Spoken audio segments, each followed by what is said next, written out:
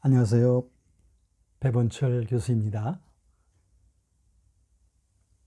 우리 그리스도의 영을 모신 분들은 하나님의 사람들이죠. 우리 안에 성령께서 거하십니다. 이처럼 우리 그리스도인들, 즉 거듭난 그리스도인들이 모여있는 그 공동체는 하나님의 나라의 통치가 임하는 그런 공동체가 되어야 되지 않겠습니까?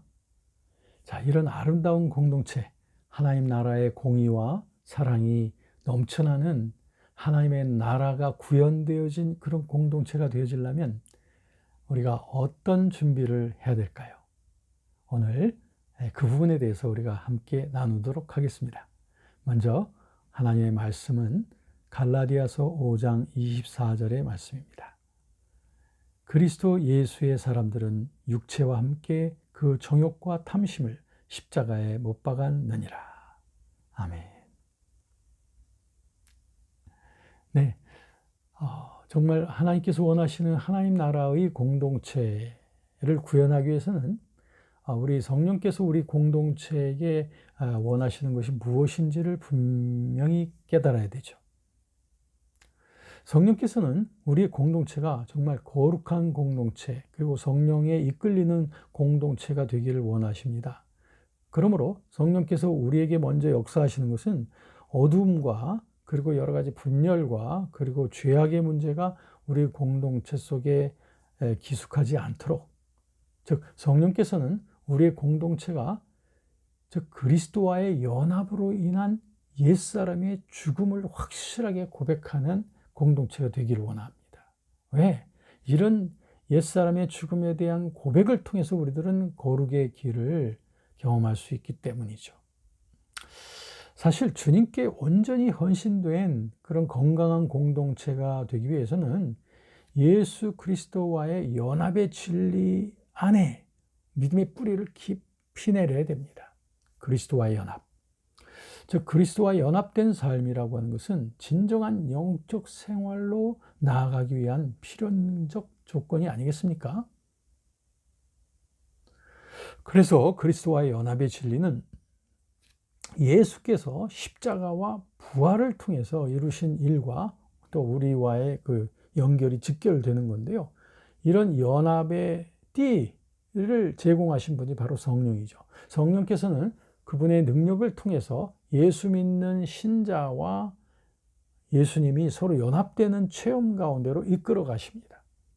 이런 점에서 성령은 매개자, 매개의 영이시라고 할 수 있습니다. 그러므로 신자는 성령의 매개를 통하여 예수 십자가의 죽음의 체험과 부활의 체험에 함께 동참하게 되는 겁니다. 그래서 모든 그리스도인들은 이런 그 예수 십자가와 부활과 함께 동체되어져 있는, 동일시되어져 있는 이런 인식을 통해서 거듭난 영혼 속에서 실제로 이런 그 성결의 능력이 나타나고 부활의 능력이 나타난다는 것, 이거 대단한 우리 그 크리스천 신앙의 엄청난 보배와도 같은 것입니다. 그리고 이것이 곧 성령 충만한 삶으로 들어가는, 즉 성령의 지배를 받는 삶으로 들어가는 방법이라는 걸 또한 우리가 인식해야 될 필요가 있어요. 그래서 우리는 이렇게 해서 그리스도와 연합된 십자가를 경험하게 되고, 이렇게 해서 우리들은 부활의 그리스도의 능력을 경험하게 되고, 이게 바로 승리하는 그리스도인의 삶이라는 것을 우리가 자각하죠. 자, 그러므로 여러분, 우리 안에서 예수의 십자가의 죽음을 우리가 인정하고 고백하고 적용할 때, 그럼 우리 안에 거하는 죄성은 원칙적으로 십자가에서 죽었다고 하는 것을 우리는 또한 납득하게 되는 거죠. 이런 인식이 나 개인뿐만 아니라 우리 공동체 속에서 이런 십자가의 죽음의 고백이 함께 나눠진다는 거 얼마나 영화롭고 능력 있는 일일까요? 이런 공동체는 그들이 세상에서 겪는 모든 삶의 유혹과 시련을 넉넉히 견뎌낼 뿐 아니라 또 날마다 마귀의 세력을 짓밟아 승리하는 그런 간증이 넘치는 그런 공동체가 될 겁니다. 이런 그 첫 번째는 바로 그래서 옛사람의 죽음을 고백하는 공동체가 되어야 된다는 거죠. 그러면서 우리들은 이 성령께서 원하시는 것은 우리 공동체의 한 사람 한 사람들이 온전히 주님 앞에 헌신하길 원해요. 온전히 주님 앞에 드려지기를 원한다는 거죠. 왜 이게 필요하냐고요?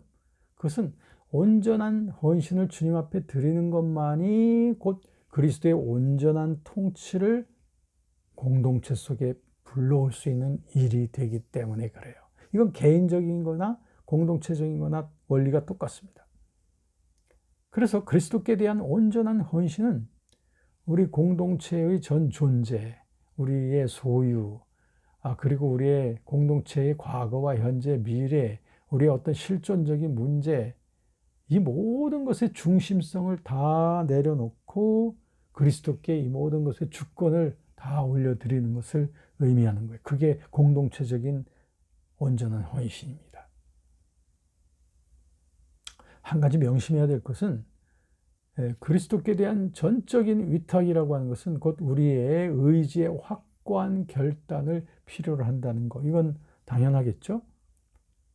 그래서 우리 공동체 속에 있는 여러 감정이나 여러 가지 욕구나 이런 여러 가지 의지적인 문제, 이런 것들에 있어서 이런 모든 것들을 다 의탁함으로 말미암아 그 의탁할 수 있는 그 우리의 그 하나님께 모든 것을 다 드리는 데에는 그 하나님의 방법만이 언제나 최선의 길이라는 걸 우리가 인정하기 때문이고요. 우리가 그분 앞에 우리의 의지와 능력을 드릴 때 그분의 능력으로 우리는 살아갈 수 있고 사역할 수 있다는 것을 알기 때문에 우리가 결단하는 거 아니겠습니까? 나무를 생각해 보십시오. 건강한 나무가 되려면 언제나 그 나무의 줄기가 곧고 힘있게 뻗어나가야 되겠죠? 그것처럼 하나님 나라의 공동체를 힘있게 일구어 가려면 투철한 복음적 정신 자세가 필요합니다. 그 투철한 공동체적 자세는 구체적으로 뭘 의미하는 걸까요? 마태복음 16장 24절에 예수님의 말씀을 듣겠습니다. 이에 예수께서 제자들에게 이르시되 아무든지 나를 따라오려거든 자기를 부인하고 자기 십자가를 지고 나를 쫓을 것이니라. 네, 아멘. 바로 이거군요. 그거는 주님과 함께 죽고 주님과 함께 고난을 받겠다라고 하는 그 제자도로서의 그 정신을 의미합니다. 이게 우리 공동체적으로 필요하다는 거죠. 이런 정신을 가지고 우리가 행할 때 우리의 공동체는 점차적으로 그리스도께 대한 온전한 헌신의 공동체로 자라나게 된다는 거예요. 여러분, 이 개인적으로나 공동체적으로나 마찬가지라고 아까 말씀드렸습니다. 이렇게 해서 성령께서는 우리의 공동체를 통하여 이 땅 위에 하나님의 나라를 드러내는 그런 도구가 되기를 원하시는 게 궁극적인 하나님의 비전입니다. 그리스도께서 우리가 속해 있는 공동체에 역사하실 때 그 진정한 목표가 바로 그리스도의 뜻을 이 땅에 펼쳐가려 하시는 게 아니겠습니까? 그렇다면 우리는 우리의 공동체가 하나님 앞에서 얼마나 고귀한 사명을 갖고 있는지, 우리 가정, 이게 우리 공동체 아닙니까? 교회, 공동체, 우리 그리스도인들이 속해 있는 공동체, 직장, 학교, 다 소중한 사명이 있다. 여러분, 생각해 보십시오. 비록 온 가족이 그리스도인임에도 불구하고 만일 성령의 충만함을 받지 못했다면, 그래서 그 가족 간의 진정한 행복이 나눠지지 못하는 것은 물론이고 하나님 나라를 확장해 갈 공동체적인 힘도 없다고 하면 참 하나님께서 보실 때는 우리에게 바라시는 게 참 많을 거예요. 그것 중에 하나가 바로 이렇게 온전한 헌신의 공동체가 되어야 된다는 거죠. 네. 자, 이 공동체를 향한 하나님의 그 비전이 담겨 있는 이사야서 61장 1절부터 3절을 읽겠습니다. 주 여호와의 영이 내게 내리셨으니 이는 여호와께서 내게 기름을 부으사 가난한 자에게 아름다운 소식을 전하게 하려 하심이라.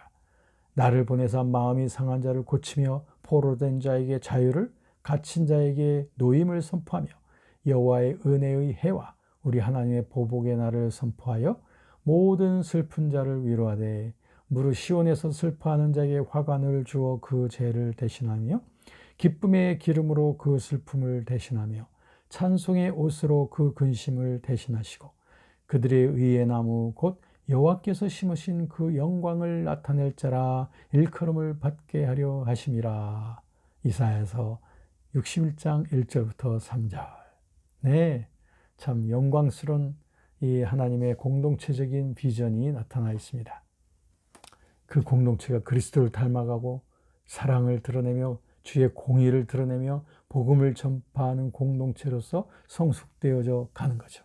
다시 말하면 마태복음 22장 39절에 있는 말씀처럼 이웃을 내 몸과 같이 사랑하라는 그 주님의 새 계명과 그리고 마태복음 24장 19절에 나와 있는 모든 족속으로 제자를 삼으라고 하는 The Great Commitment, 지상명령이 적절한 이 두 가지가 적절한 조화 속에서 이루어져 가는 하나님 나라의 통치가 그곳에 임하는 바로 그 일입니다. 그러므로 여러분, 우리 그리스도인들의 가정마다 또 모든 교회마다 이런 성령의 통치를 위한 영성 훈련의 과정이 공동체적으로 제시되어지고 지속적으로 또 훈련되어져야 할 것입니다. 여러분, 이런 아름다운 공동체가 지구상 이곳저곳에 여기저기서 아름답게 피어올라서 그곳마다 하나님의 나라가 이사야서 61장에 있는 그 아름다운 꿈들이 펼쳐져 가는 그 새하늘과 새 땅의 아름다운 나라가 기대되어지지 않습니까? 바로 우리를 통해서입니다. 여러분, 오늘도 함께 해주셔서 감사합니다.